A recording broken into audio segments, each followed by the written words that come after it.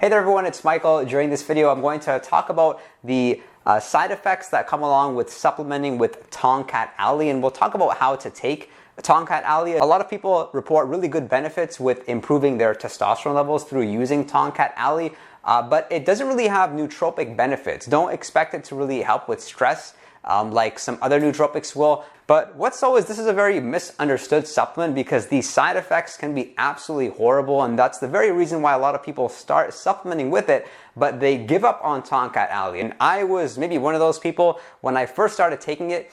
During the first month, I definitely felt the benefits as far as improved testosterone levels and deeper sleep, a little bit more libido, and I was breaking through a lot of plateaus at the weight room specifically. But I did feel very tired. Some days I felt like I wanted to vomit, and I noticed I was like a lot more irritable than typically. But when I realized that I needed to be taking Tongkat Ali along with the meal, everything got a lot better. And that's one of the best things about this specific supplement is even if you're somebody who intermittent fasts, then it's still appropriate. Let's say if you were to like intermittent fast until the evening and you weren't opening up your feeding window until let's say 4 to 6 p.m., then you can still use Tongkat Ali at that time because this is not a very stimulating nootropic. I've even taken it at midnight, yet it didn't keep me up. So the main side effects being nausea, being wanting to vomit, being irritability, they will most likely be gone if you are to take it with a meal. But if you do take it by itself, then you're setting yourself up to experience really bad side effects. It doesn't really matter if you take it once in the day or twice in the day. Even if you were to try a split dose,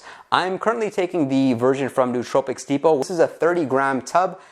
Each serving is 200 milligrams, which is equivalent to 150 servings per jar. And it clearly does say as a dietary supplement, take 200 milligrams once daily. So you can try doing this in the morning. The great news is that there's no like added benefit if you were to take it in the evening or the morning or in the afternoon. I've tried taking it pre-workout. It didn't really seem to affect my workout that positively, but I have heard some people say otherwise. There have been some studies suggesting that Tongkat Ali can help with reducing stress levels and giving you more energy in the day, but I've not really found that to be true. Unfortunately, it was a little bit disappointing that way as a nootropic, but as far as like the physical benefits, especially when it comes to building a better physique, that's where Tongkat Ali is really, really good. And the side effects, they're minimal once you start having them with a meal. It's a fairly safe nootropic in the sense like you can comfortably mix this with mostly other nootropics. I've not really had any bad interactions, or that's my personal experience with it anyway. If you are somebody that easily gets anxious after you use nootropics, then really be mindful of Tongkat Ali. I would recommend with a smaller dose.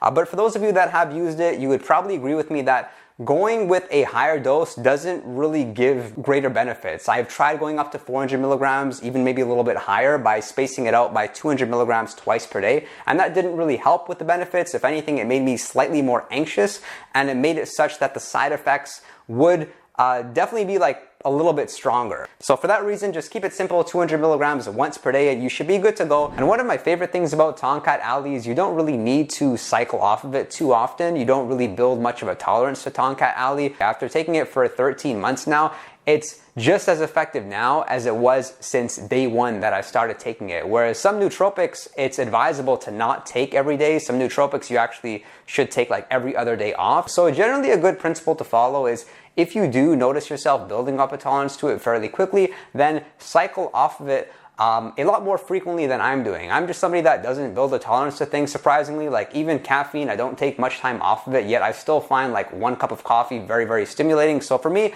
I'm taking 90 days on followed by 1 week off. But for a lot of people, they report better benefits by taking 1.5 months on Tongkat Ali followed by a week off, and then they would repeat it. I wouldn't recommend that you do something like 5 days on followed by 2 days off, because Tongkat Ali just doesn't work like that. There are cumulative benefits, so you need some time to let it build up in your system to some extent. And otherwise, looking at the research, the good news is based on the studies suggest that there are no adverse effects from Tongkat Ali. So all we really have is like anecdotes. There's one particular study where people did notice the benefits from Tongkat Ali, yet they experienced side effects just for the first couple of weeks. And then after a couple of weeks, those same individuals in the study stopped feeling the side effects, which maybe suggests that their bodies got a little bit acclimatized to it. Reading up online, insomnia is something that's often caused by Tongkat Ali, although this is fairly rare, and some interactions to Tongkat Ali, so other things you may want to consider avoid taking if you are supplementing with Tongkat Ali are astragalus,